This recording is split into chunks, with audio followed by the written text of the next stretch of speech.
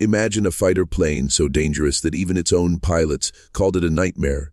Yet, this very same aircraft turned ordinary men into America's deadliest flying aces. This is the story of the P-38 Lightning, the twin-engine beast that terrified its enemies, challenged its own pilots, but ultimately carved its name into history as the machine that made legends.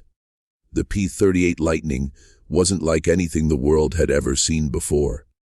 With its twin booms, central nacelle cockpit, and two roaring engines, it looked less like a plane and more like a futuristic predator.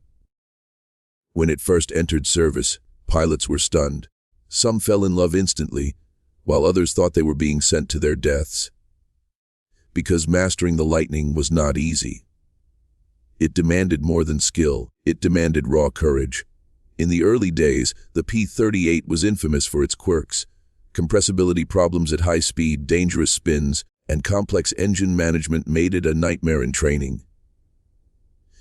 Many young pilots never even made it to combat because they lost their lives learning how to tame this beast. It was unforgiving. A single mistake at the wrong altitude, and the pilot would not survive.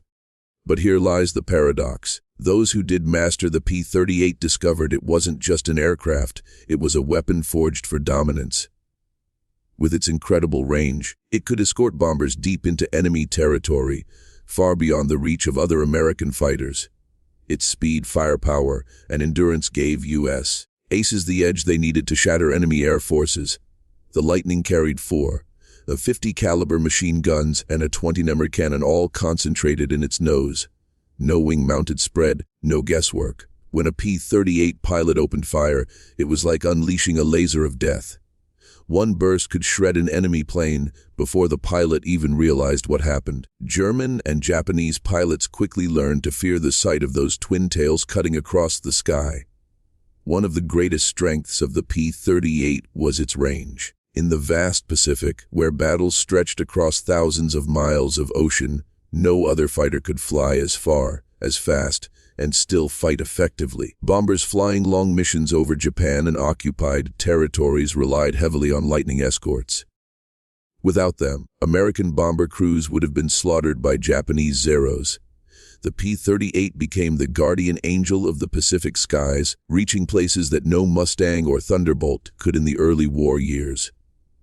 Yet, for all its power, the Lightning punished weak pilots. Its twin engines had to be managed with precision, especially during combat. If one engine failed or was mishandled, the aircraft could spin out of control in seconds. This reality terrified rookies. Many men climbed into the cockpit with trembling hands, praying they would come back alive. But those who mastered it soon discovered that the Lightning gave them something no other fighter could: dominance in the skies. Richard Bong, America's top-scoring ace of World War II, owes his legendary status to the P-38. Flying his beloved Marge, named after his sweetheart, Bong scored 40 confirmed kills. He once described the Lightning as temperamental, sometimes even dangerous. But when used right, it was unbeatable. Bong's victories weren't just numbers, they were proof that the so-called nightmare was in fact the greatest weapon in the hands of the brave. Thomas McGuire, another Lightning ace, followed closely behind Bong with 38 victories. His P-38 became an extension of his willpower, striking fear into enemy formations. These men became larger-than-life figures, legends of the air war, not despite the Lightning's flaws, but because they overcame them. Every victory in the P-38 was earned the hard way. Through discipline, courage, and sheer mastery of the machine, the Japanese called the P-38 two planes, one pilot, because of its twin boom design. At first, they mocked it, calling it awkward and clumsy, but that arrogance didn't last long. Soon, the Lightning's guns ripped through zero formations. Its ability to dive, climb, and fight at high altitudes made it deadly. Japanese pilots came to dread the fork-tailed devil, a name that stuck in history. Ironically, what started as a nightmare for American pilots became a nightmare for the enemy.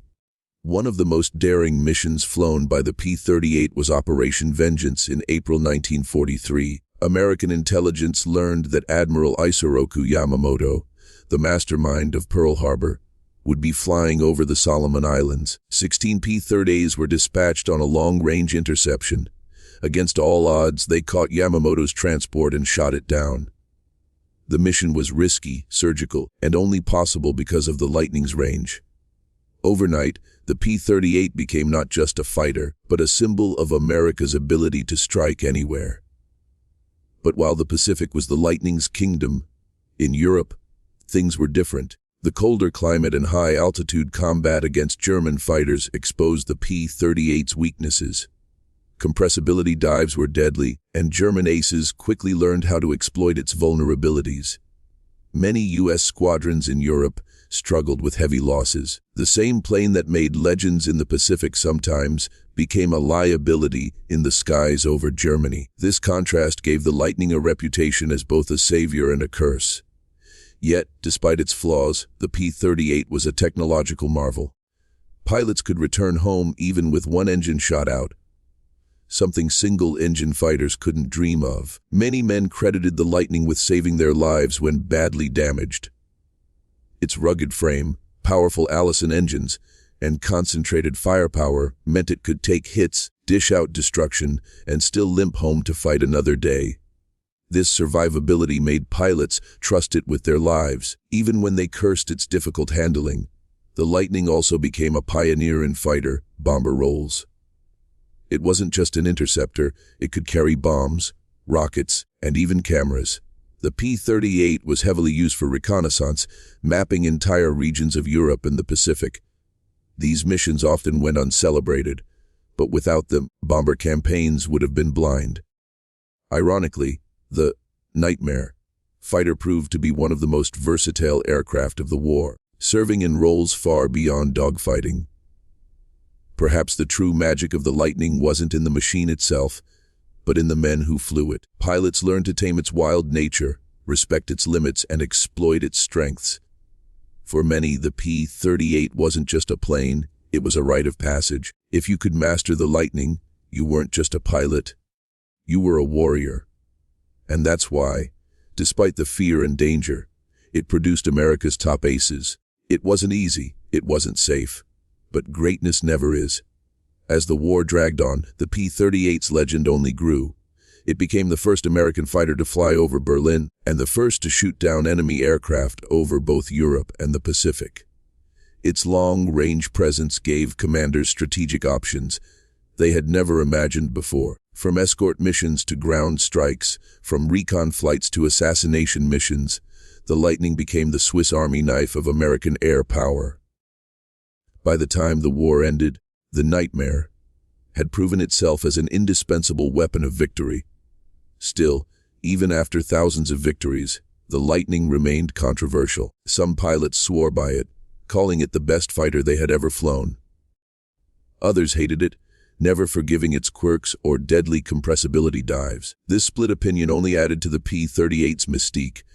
It was not a plane for everyone. It demanded respect, discipline, and nerves of steel. In the end, it separated the good pilots from the great ones.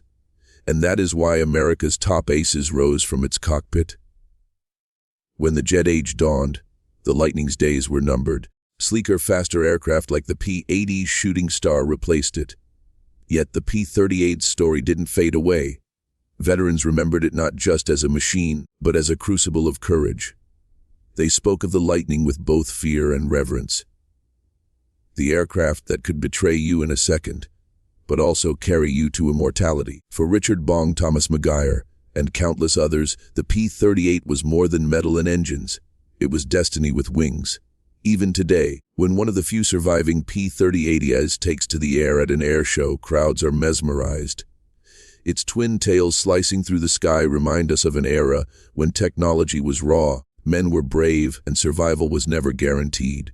It is a ghost from World War II, carrying the echoes of dogfights, long patrols, and the fire of young men who refused to back down. The Nightmare has become a legend, and the legend has become history. So was the P-38 Lightning truly a nightmare?